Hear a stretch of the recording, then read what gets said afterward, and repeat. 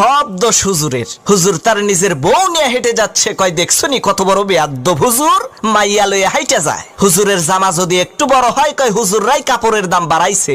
ছোট হইলে কয় টেডি হুজুর, পেট বড় হইলে কয় পরের বাড়ি খাইতে খাইতে পেটটারে জাহান্নামের তাগারি বানাইছে।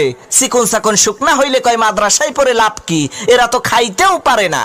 দাওয়াত খাইতে যাইয়া একটু বেশি খাইলে কয় হুজুররা পরের খাওয়ান পাইলে এইরকম একটু বেশি খায়। কম খাইলে কয় হুজুর আজকে আর কয় জায়গা দাওয়াত আছে। হুজুর একটু দামি পোশাক পরলে কয় অহংকারী, কম দামি পোশাক পরলে কয় ফকিন্নি। হুজুর একটু ইংরেজি বললে কয় ভাব মারায়, আর ইংরেজি না বললে কয় খ্যাত। অনেকে আবার কয় এই দেশটারে হুজুররাই শেষ করছে। অমুসলমান, কুত্তা মরে, ছাগল মরে, বিড়াল মরে, জানাজা হয় না। এই বাংলার জমিনে যদি ওলামা একরাম না থাকতো, তোমার মরণটাও কুত্তার মতো জানাজা ছাড়া হইতো। আরে তোমার বাপ মায়ের বিয়েটা যদি হুজুর না পড়াইতো, তাহলে তো তুমি হারামজাদা হইতা, নাজায়েজ জারজ সন্তান হইতা। তোমারে তো সহি ভাবে পয়দা করার ক্ষেত্রে হুজুরের অবদান আছে। তাহলে হুজুর পাইলেই এত গুতাও কে? হুজুর পাইলেই এত বাস দাও কে?